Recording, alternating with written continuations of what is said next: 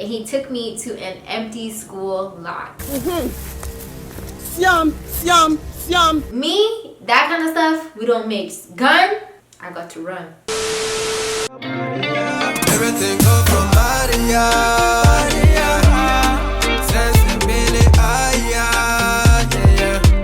Pretty girl like a Maria, Maria. Every time we meet some, every time they like oh, Maria, Maria.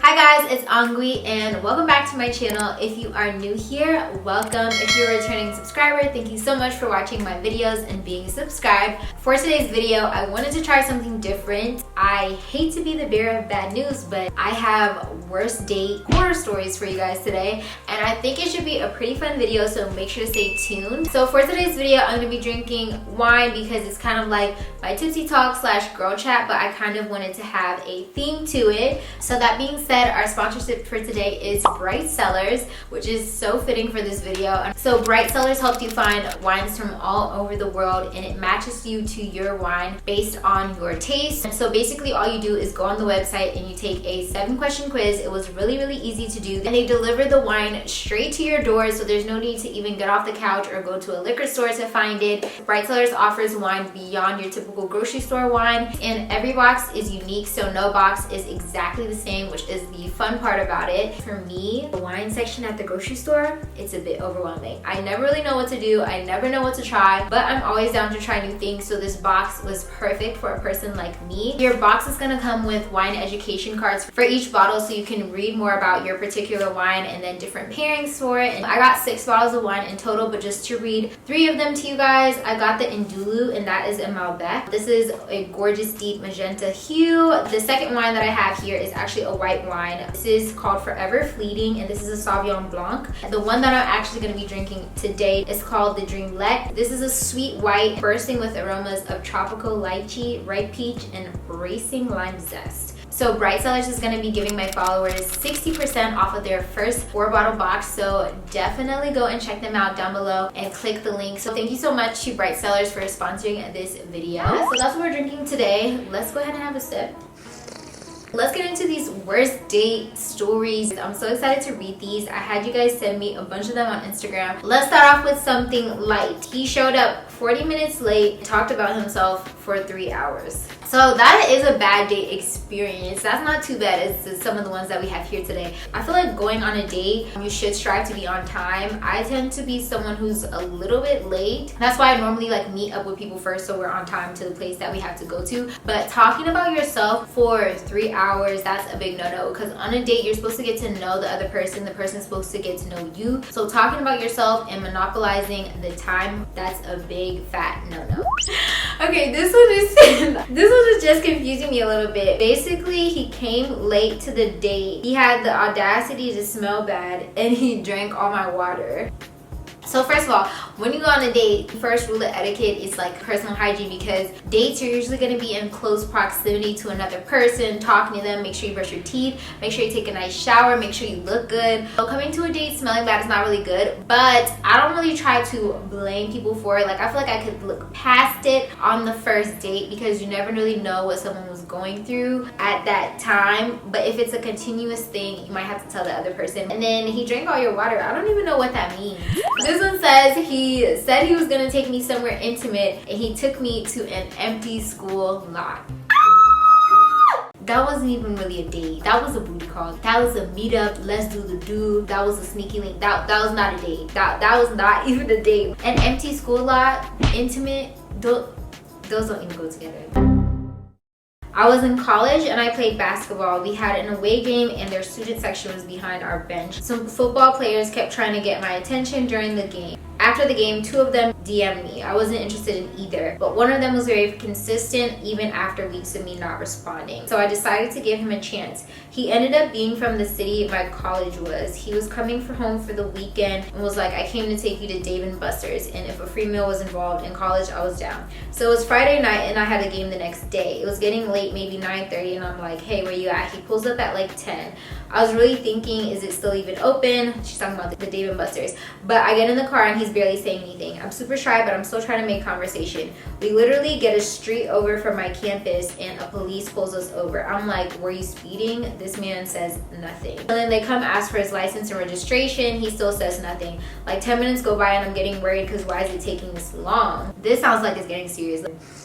Like 10 minutes go by and I'm getting worried because why is it taking this long? They come back and was like, we need to search the car. He still says nothing. Girl, they put me in the back of a police car. At this point, I'm freaking out. They put you in the back of a police car when they pulled his car over? Pull up, just pull up. The police car was small as F. I was so confused on what was going on. He was in a different police car. So more than one police cars showed up for this boy? Then like 5 more police cars pull up.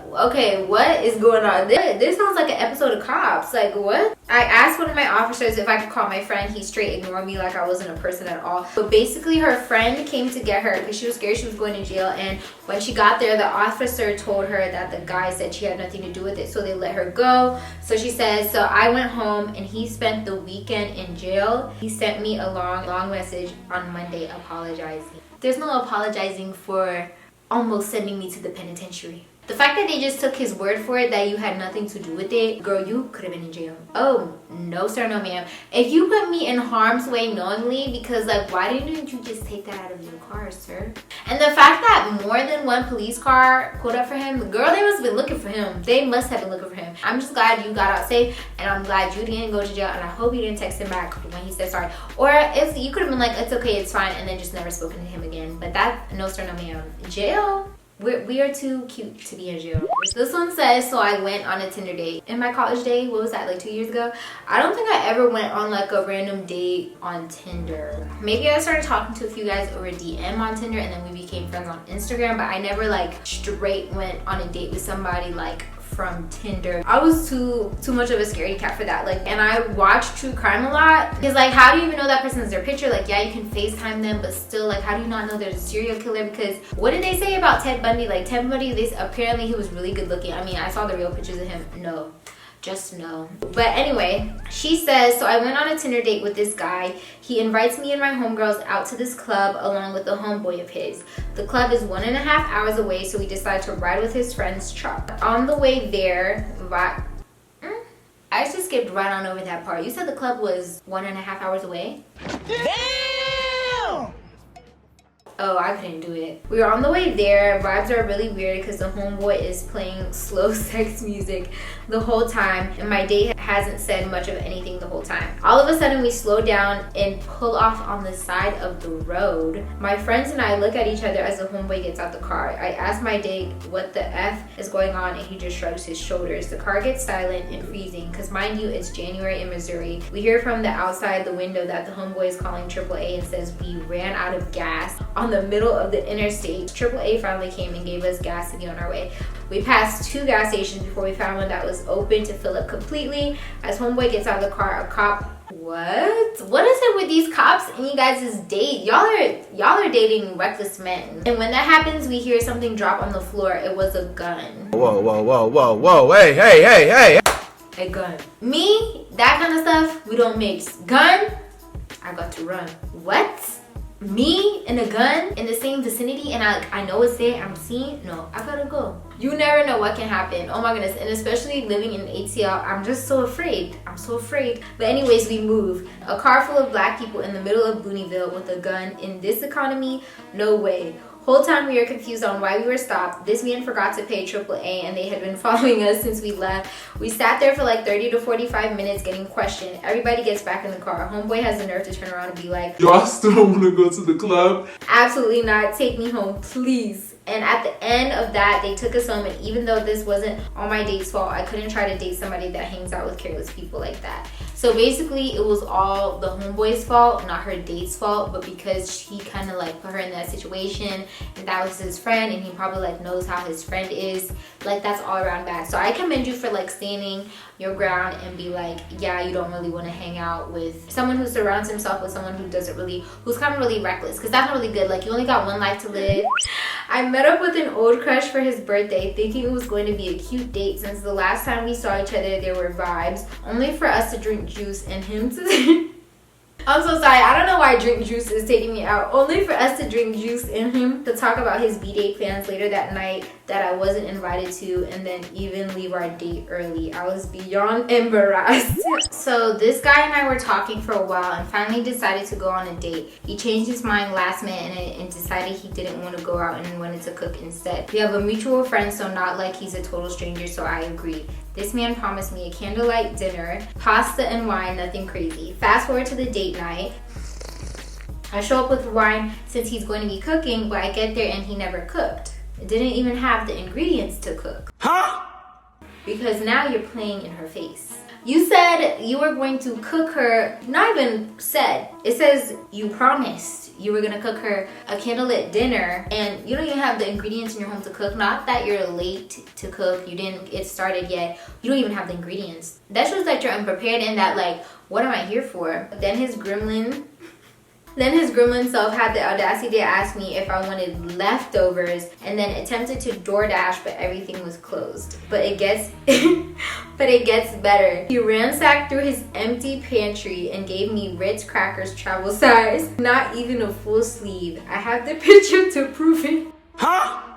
Bro, what? Why are you inviting somebody over for dinner if you weren't gonna make the dinner? Like, that's so rude. Like, I used to hate that in college. Like, it's like when guys like say they're gonna do something that they didn't even have to say. Like, they bring it up on their own, like they want to do something and then they don't end up doing it. Like, why did you even tell me in the first place? Like, I could have been at home enjoying my own biscuit at my house, my own food at my own house. That's so rude. Look at the picture, y'all. That's so, not even the full sleeve of the crackers. That's like 4 crackers in there. We went on a date and my box braid fell out. He was laughing all night.